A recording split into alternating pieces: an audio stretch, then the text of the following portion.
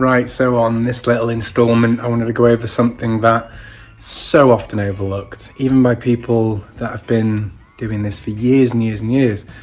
Quite a lot of people don't even know you can do it, don't even know it's a thing.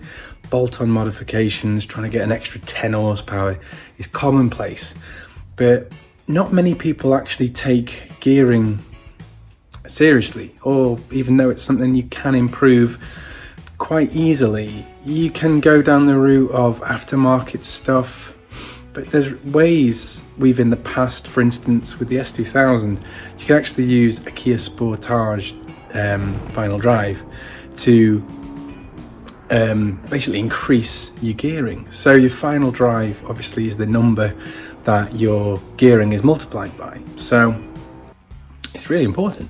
And obviously the higher the number you multiply by, the better. It makes any given gear better. You've got better choice for any given corner on any given racetrack. It's just fantastic.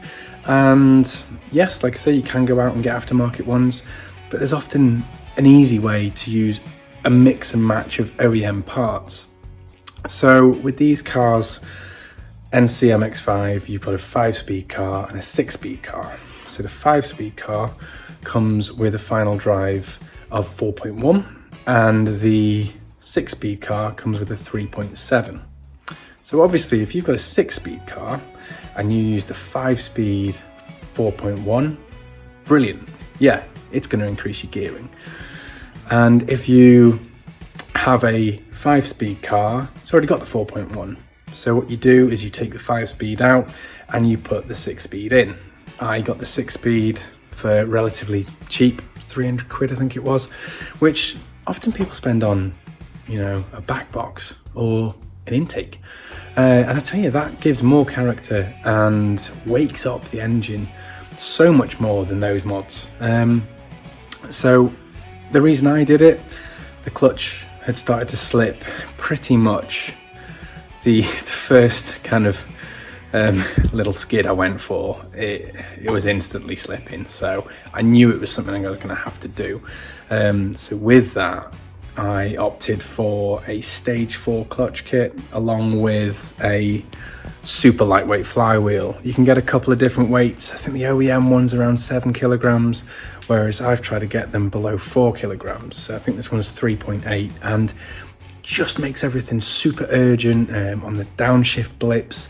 Makes such a big difference in the urgency and the eagerness of the engine wanting to do what you tell it to do almost. It makes it that little bit more communicative and communicative.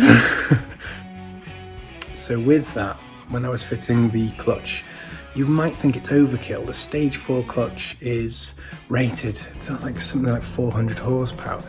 But in the past, when I have fitted like a stage 2 clutch or a stage 3 clutch even, in my old turbo MX5, I fitted a Fly Miata one with the kind of organic normal clutch plate rather than pucks.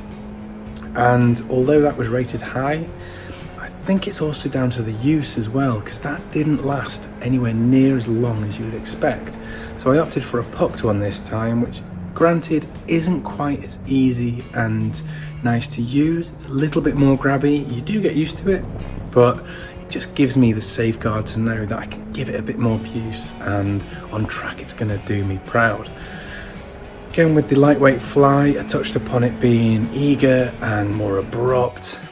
That's great in many circumstances, but for daily use, traffic and just normal use, it's a negative. So just bear that in mind and maybe go for a halfway house in terms of weights. Maybe don't bother at all.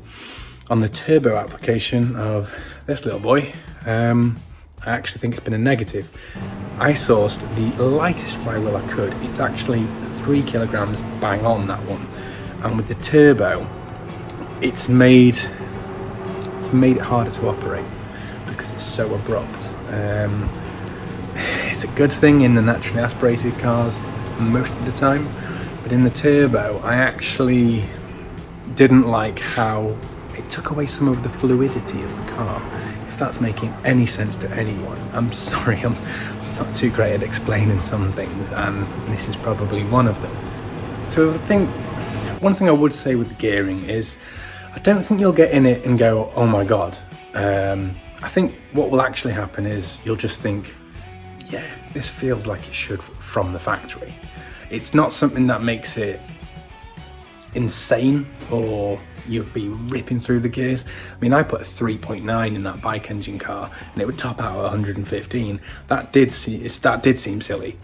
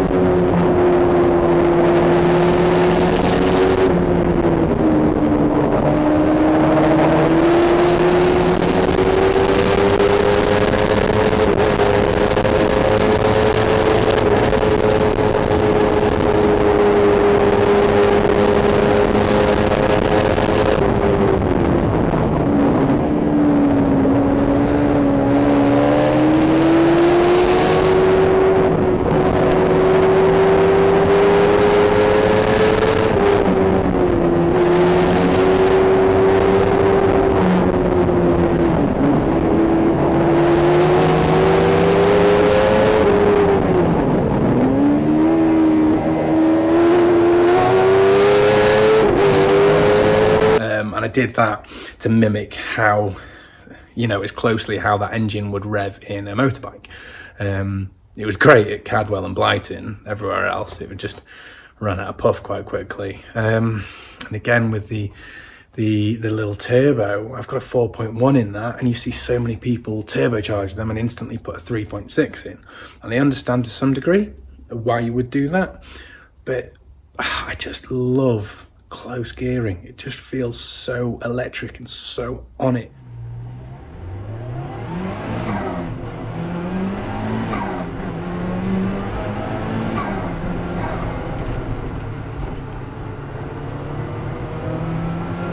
You've probably noticed that the Mark III isn't here at the moment. It's actually off at Dan ST Engineering being mapped at the moment.